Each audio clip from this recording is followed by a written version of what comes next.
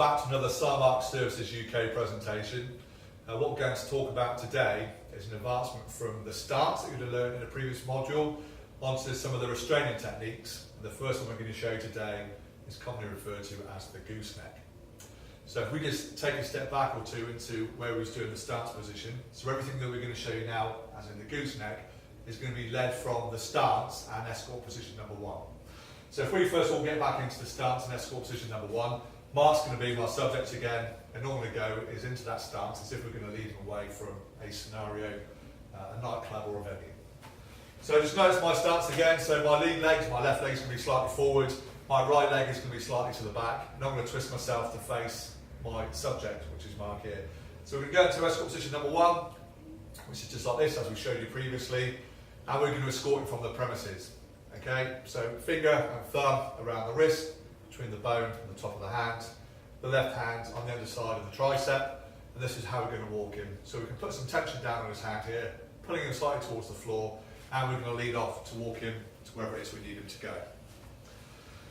I know we touched on it last time about showing you the rotation of the arm, getting the hand up higher than the shoulder, and that's all we're going to do now. So we're just going to talk you through the different stages of actually putting the Goose Neck onto Mark.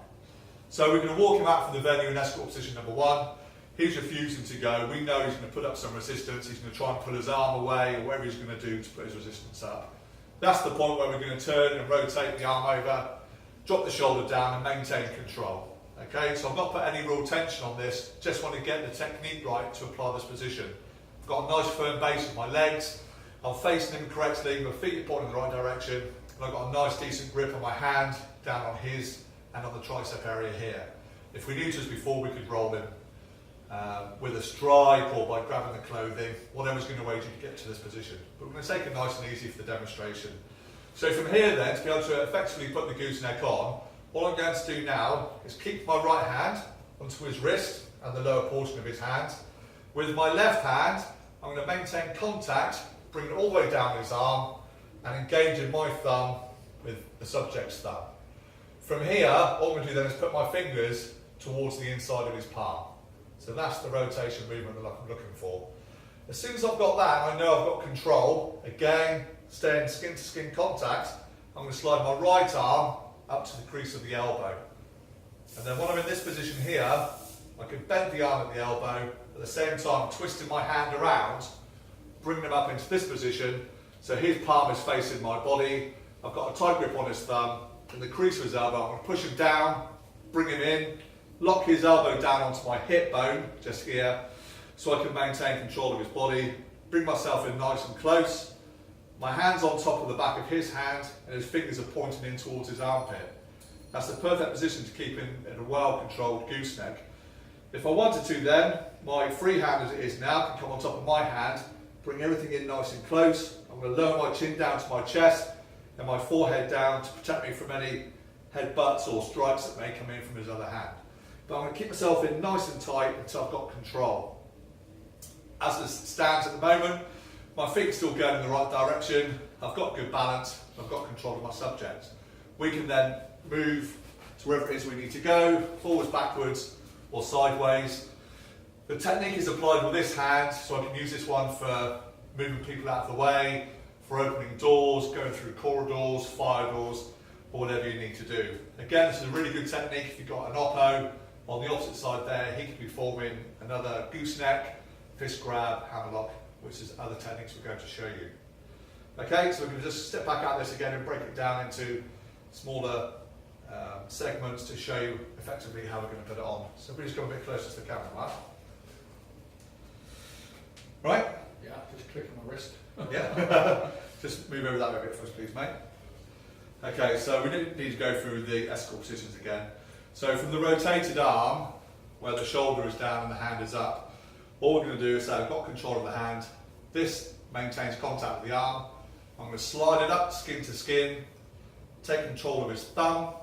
So my fingers now on the back of his forearm, his fingers and his palm are facing up towards the ground. You can either grab the thumb or just go in loose. But if you grab hold of the thumb here, that gives you good control. Once I've got control of this part, my right hand then, again stays skin to skin, goes down to the crease of the elbow. Once I'm in this position here, I'm going to use the crease of the elbow to get the bend in the arm that I need. And at the same time, I'm just going to push through with this hand. So I'm not using any strength, there's no power, this is all technique. So from grabbing hold of the thumb, crease of the elbow, I'm going to lift the elbow up and just push through as if I'm walking forward. Once I've got this mark up in this position here, I can step in, bring him down onto my hip, bring this hand down on top of this one, head down, chin to the chest, protect myself. You can push him away at the head if you want to, if a strike's going to come in, or head back from him, just to let him know you've got control. At the same time, I'm going to talk to the subject, asking him to relax, to calm down, listen to my instructions, please leave the venue. Whatever you need to say to make sure that he's compliant with your instructions. I'm not putting any real pressure on the joins of Mark at the moment. If you need to, you can squeeze everything in a little bit, use a little bit of pain compliance. By pushing the knuckles down towards his elbow, that movement there, when I pull it all down, hopefully it's going to bring back onto his tiptoes. Once he's on his tiptoes, I know that he's in a bit of pain, and he's more likely to listen to my instructions, because he knows I've then got a good control of him, and I want him at the end of the day to listen to me, to leave the venue. It's not about putting pain on him, or making him do as he's told. You know, he's been a bad boy. I just want him to comply with my instructions to leave in the most effective and safest way possible. Okay, so this is all nice and loose, it's relaxed, and I can release it a little bit if I need to release some of the pain, but this is not really cool. Is it too much pain for you, Mark? That's okay. No? Okay, you want to use this for as least amount of time as possible, but it's really effective for making people leave the club. Okay? Yeah. Alright, shake it off. Yeah. Any questions from you? No. Anything you do differently? No, not really. No? No. No? As I said, to show you in a video, we can break the technique down as we've done there, but it's quite a complex manoeuvre. But once you've actually mastered it, and you've got the technique down, you can go through those different stages, it's one of the most effective techniques that you can use to restrain someone, to remove them from a public place or wherever it is you need to get them from. So it takes a lot of practice, a lot of hard work getting the technique right. It's not about brute strength and who's a tough man, it's about technique, this manoeuvre here. Okay, so that's the best technique you can use, in my opinion, coming off of escort position number 1. Yeah, obviously that's just showing it a full breakdown, you know, everything's slow motion. There's obviously adaptions if Simon wants to put me in the Goose Neck from here, because obviously a lot of the time the element is surprise. Most locks, while we're touching on this, we don't recommend single person restraint. Definitely want to be working at least 2. It's not great to be putting people in restraint because it's their word against yours, and you've got no backup while you're doing it. But obviously that is the drawn out technique of how to do it. But if someone was to come and put in a quick technique, a lot of his element of surprise, he doesn't want me to tense up, he doesn't want me to go rigid, pull my arm back, push my arm away. So again, if he just wanted to put one straight on without me really twigging what he's doing, Just step up. it really is that quick. And again, so I'm not really aware. This is a great technique as well for the number 2 guy. So if I'm talking to someone here, another security officer for example, and the decision's been made between them that they knew I was leaving no matter what, and they thought from the way I was stood, I won't be slightly aggressive, they thought it would be good to get me out quickly, element of surprise. This is perfect for the number 2 guy to come and surprise me while my attention's being drawn here. Again? Yeah, okay. It's quick, you know, it's effective, and although we're doing it fairly gentle, I mean it still does ache my wrist slightly, even though we're doing it fairly gentle in training. And like Simon mentioned earlier, if you want to use pressure technique, pain compliance, that we don't want to be using too much pain compliance, but obviously if that minimises the length of restraint time, then it can be useful. And it really is for putting pressure on the wrist, literally just to push down a centimetre, half an inch. I mean literally if someone was to put my hand in this position and actually push down to gain pain compliance, you'll see my body language, I will come up on my toes. And even side on, if we see the hand side on, it doesn't have to go down much for it to be effective. You push on. That's right. Yep, yep. literally you're talking a centimetre, 2 centimetres. It's literally from there to there and it's on. So be very careful obviously when you do the technique, don't overpress it, you won't need to. As soon as it's on, just a tweak, they'll know you've got it on, and 9 times out of 10 they'll become much more compliant. Yeah, they've all got on their tiptoes. You'll know from their expression, they'll probably scream, but they will honestly go up on their tiptoes, you know, just to try and counteract the pressure you put down on their wrist. It's just a natural bodily reaction that they will do. Yeah. Just notice the difference there, what Mark was just saying, if we have to perform it quickly, if we're talking or he's not engaging with us, we just need to step in and grab it. Just notice how my hand placement is slightly different as to the technique we've done from escort position number 1.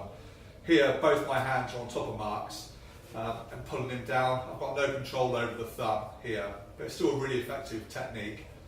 The only reason we show you from doing escort position, rolling to come down to the thumb, it's just a sequence to enable you to learn the technique properly and to come in. It just gives you a little bit more control over the subject by having your hand over the top of his hand and of course control of the thumb as well. You can just do a few more tweaks if you've got control of the thumb. And 9 times out of 10, we're in the escort, you know, we're in escort mode 9 out of 10 times. I mean, sometimes that is enough. Point the direction you want it to go, you know, that can be enough. But more often than not, you're in this sort of position.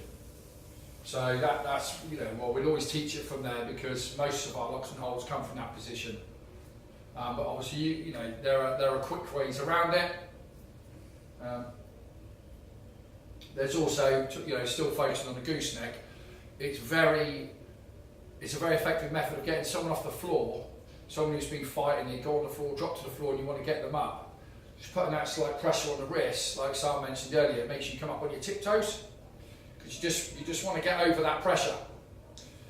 And it just makes you bring your arm up so it's more uncomfortable for the person putting it on. It's just a natural instinct you can't help but do. So it's very useful on the floor because you know standing up, as soon as you do it they want to come up, and it works brilliantly on the floor. As soon as you put it down on the floor, they instantly want to stand up. So it's great for getting someone up off the floor. Agree? Yeah, absolutely. Yeah. And don't forget to practice both on the left side and the right side. Yeah. Because you're never always going to be in the position where this is my favourite side because I'm right-handed. I can put it on. You must be able to put it on both sides. Yeah. Yeah.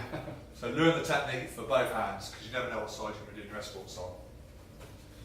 Okay, that is effectively the goose neck. Yep. So thanks once again for tuning in to another Simark Services UK video. Please check back where we take you through some more techniques.